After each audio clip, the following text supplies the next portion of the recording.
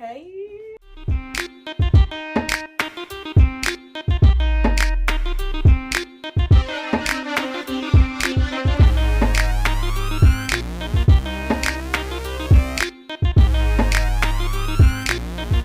So recently, I've been in this season of my life where I've just been obsessed with healing. I've been obsessed with becoming a better version of myself. As I've been digging deeper and deeper and deeper into myself and into the actions, behaviors, thought processes, like beliefs, everything that starts from within, I've just gotten deeper and deeper and deeper. It's like you start to realize this chain reaction. I'm actually gonna put a circle of what I'm talking about because I saw this on TikTok last night and it was the best explanation that I could probably put into words. When you start at the outer layer, which I think is action, and then you just start going deeper and deeper and deeper, it's like you start to realize how connected everything is in your healing journey. And it is so important, like guys, it is so important to get down to the bottom, like to get down to the root, to pull it all up, so that way you can really understand yourself and understand how you play a role in your environment and other people's lives. Because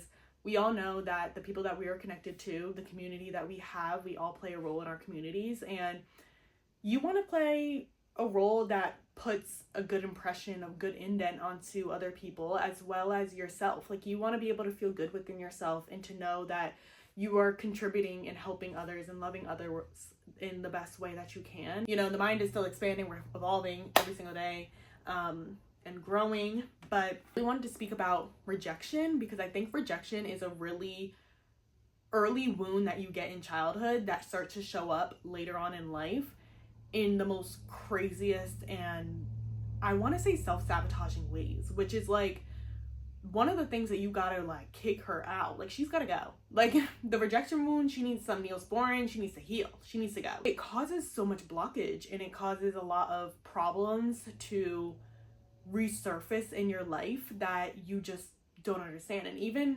cycles, I feel like I'm a huge firm believer in cycles, that you will get a lesson over and over and over again until you learn it, because yourself cannot expand unless your mind does, unless your core beliefs do, unless the inner circle of what I was showing y'all earlier changes. I'm starting to kind of look at life almost as like a video game, like next level, once you accomplish or complete a specific cycle, because it is really that serious. Like you cannot expand yourself into different areas or to live a different reality unless you heal or fix whatever it is in your current reality.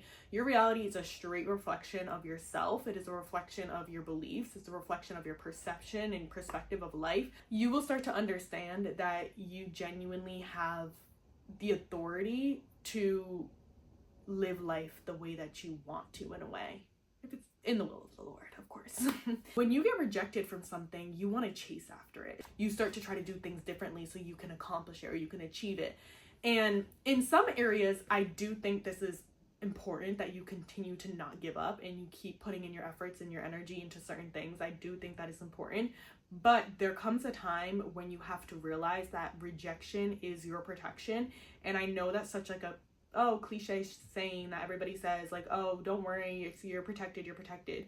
But almost in a way that's like, the reason why you may not have this job opportunity is because the moment you get into this job opportunity as the person you are, or whatever you have, whatever your power is, they may abuse it. Rejection starts off at a very, very early age. Rejection wound may show up by you being rejected by a classmate, a friend, somebody that you really liked, your family, your parents, even if it's something that you remember or something that you've trauma blocked, or like whatever the case is, specific moments, repeating patterns, like whatever it is. As a child, early young teenage years, you made yourself smaller, you made yourself and shaped yourself into a way to fit into society, to fit into a specific box or bubble that would make you acceptable by whatever was rejecting you. Because again, once you get rejected, you kind of like chase after it in a way. Like, I need to find a way to make sure that they accept me, that they accept, you know, who I am, or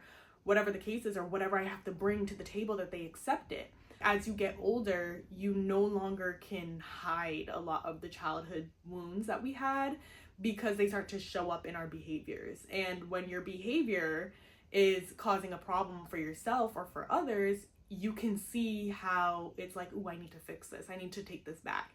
One of the main reasons why I find a rejection wound so dangerous and the yearn to be accepted by others is the fact that, number one, we are always accepted. There are always going to be people who accept you. There are always going to be environments that accept you, opportunities that accept you. There's going to be places where your value is gold. Seriously, like what you have to offer is gold. And to be in those spaces, it is beyond fulfilling than becoming something or someone or shrinking yourself to get accepted by those who reject you, because people who reject you or the thing, the environment, typically aren't meant for you. They're not people who see the way you see or hear the way you hear or think the way that you think. People who don't have the most expansive mentality that you do, or who have the creativity or the power that you have within yourself. And it's a way for them to almost make you feel like they feel, and not even with people, but like environments as well. Even if you're going to look at it towards a job opportunity, like for you to get rejected from a job opportunity, they just don't see your value. They don't see your potential, but that doesn't belittle you. You have value, you have potential, you have exactly what it needs, because wherever you go where you're accepted at, they see it. They see that value. The main problem that I see in it is that it prevents us from fulfilling the will that the Lord has for us. So the Lord has assignments. He wants us to be obedient in certain areas of life. He wants us to act upon certain things. And when we are afraid of being rejected by people, we become disobedient. We become disobedient in what it is that the Lord is telling us to do, because we have this fear that's standing in the middle of us fulfilling the obedient act and us. Like the fear of rejection is stopping that. And in that way, it's like God can't do his works through you. And that is one of the most scariest and I think dangerous things with the rejection wound. But it does trickle into you expanding and becoming a better version of yourself and experiencing the blessings and abundance that the Lord does have for you. As I've been digging into the idea of rejection more of, I came across Mark 6, specifically Mark 6 verse 11, when he says, "Whoever so shall not receive you, nor hear you when ye depart thence, shake off the dust under your feet for a testimony against them." He is practically telling his disciples that you have something very, very special. You have the word of the Lord with you. You are going to go spread the gospel. You are going to go help people, to heal them, to spread love, to better their lives. And when I send you to these cities to go speak to these people, and the people that reject you and say horrible things and don't want to hear what you have to say, those are the people who do not want better for themselves.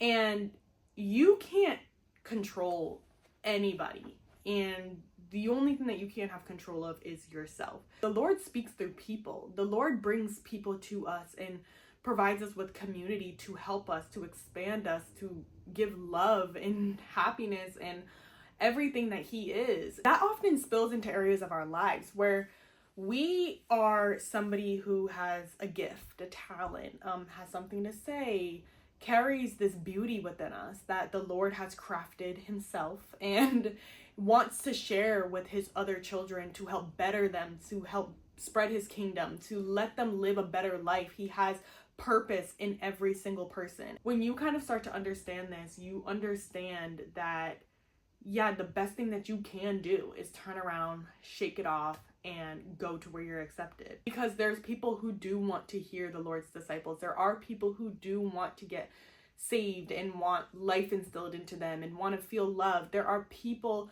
who genuinely want that. I thought this was very wow, eye-opening when I started to pry into it, because with rejection, we are so quick to be like, oh, this person rejected me.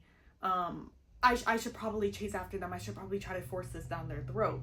And just like Jesus told the disciples to turn around, dust off your feet, and to keep walking, because it has nothing to do with you. It has everything to do with them.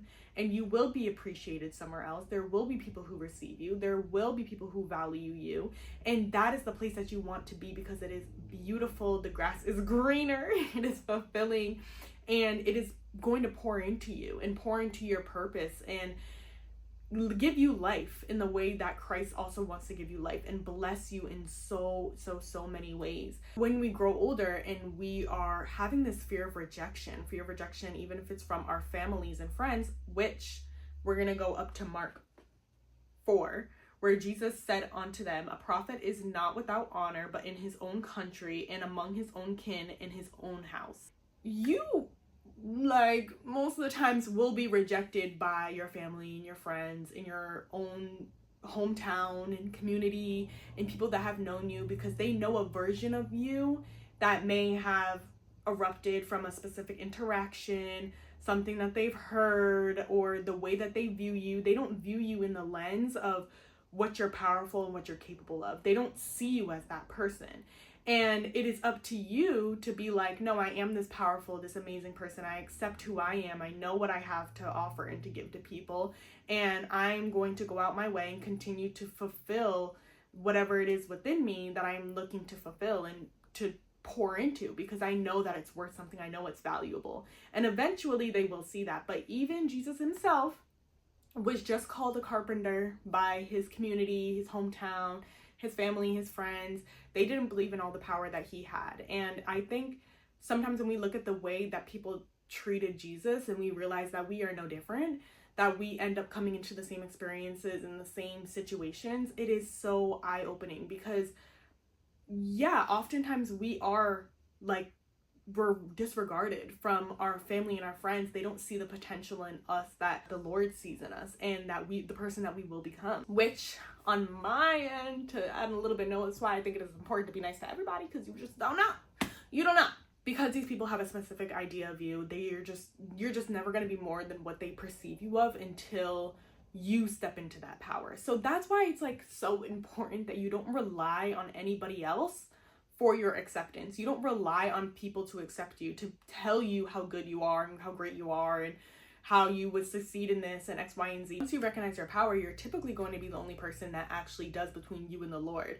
So it's important that you act upon it and you're obedient to God. And when he tells you to move, that you move, regardless of who is not going to accept you, who's going to reject you, who's going to speak bad about you, who's going to say something. It is not up to them to judge you, nor is it up to them to accept you. And maybe they're not even in the environment or the place that you're looking to go towards. The only people who judge other people when they're trying to become successful in life is the people who aren't trying. Because people who are genuinely trying to become successful in life, they will never sit down and judge somebody else, because they know how it feels to be in that position. They know what it's like to have to work hard and have to put an effort in certain areas and to maybe say no to certain things. It is a very small and narrow path, and I feel like being obedient to God is so important beyond anything else. Like when it does come down to rejection and understanding what rejection truly is, you kind of have to understand that it has nothing to do with you, and it has nothing to do with what you carry and what you're producing, what you carry, who you are, what it is that you're trying to do, or the direction that you're trying to go into. But it has everything to do with that environment, that opportunity, that person. Like, it is just God's way of being like, all right, shake it off, turn around, go into another direction, and you will be accepted there. And that's what they really mean by God's rejection is protection. The Lord knows everything that we don't. Somewhere else where you're accepted and where you can flourish and where you can grow and expand, and this Holy Spirit can flow through you in so many different ways. I know as humans, we naturally want to have control.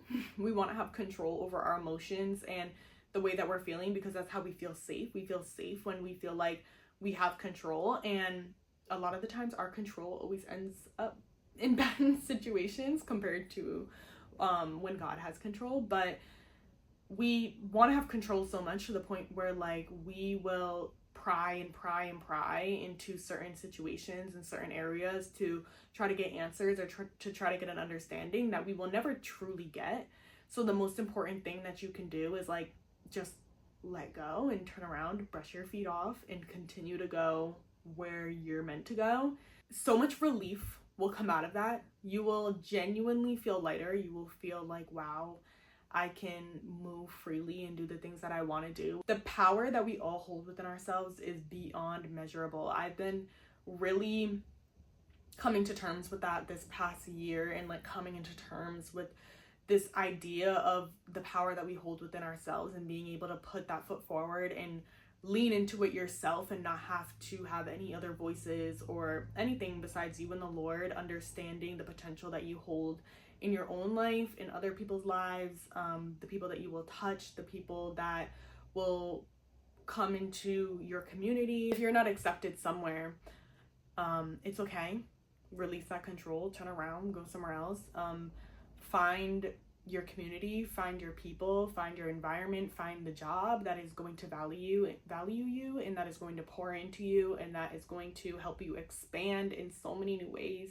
I promise you guys, like, sometimes I feel like we put these lenses on ourselves with our reality, and knowing that like you are a reflection of your reality was enough for me to like pry into myself. When you look deeper into yourself and you understand, like, okay, I'm a reflection, my reality is a reflection of me. What is lacking in me that is causing certain situations to happen, for the same cycles to occur? Like, what do I need to do to be able to break free from whatever is restricting me from being obedient to the Lord and truly leaning into my true authentic self? And being authentic and being yourself is the number one thing that is going to open up doors and allow opportunities to flow and to live your life in alignment. Alignment is so purposeful. When you are in alignment, things just flow so naturally, especially for my woman, the divine feminine. Also allowing yourself to learn and to grow and expand, and being in the right opportunity, in the right places. And when you are in a place where you are accepted, I promise you, you are in alignment, you are thriving, you're becoming better versions of yourself, and you are just allowing all the opportunities and everything to flow into your life seamlessly. So we're gonna start anywhere today. Release the control of wanting what is rejecting you, what is pushing on you, what is causing that distress, what is causing you to literally be in bed crying. Like, release it. You have to release the control of it. Release the thought processes, the behaviors, everything that is causing destruction and harm. You just have to look at it and be like, is this something that is genuinely for me? Because if it is, it will feel fitting, it will feel comfortable, it will feel safe, it will feel secure, stable, it will feel like you are in alignment. And if it doesn't, you need to just turn around and brush your feet off, like Jesus told his disciples, and you have to go in the other direction. You have to go find a new path that is going to be accepting of you, and just release the control. Find a way to regulate your nervous system. And I know regulating your nervous system is so broad, but there's just so many ways to do it, and not one size fits all. Regulating your nervous system, understanding that you are safe, that you can release the control of how other people are treating you, and that has nothing to do with you or how situations are unfolding, and to allow yourself to just be free in that sense. Release the control, trust God. I love you guys so much. I will see you soon. Bye.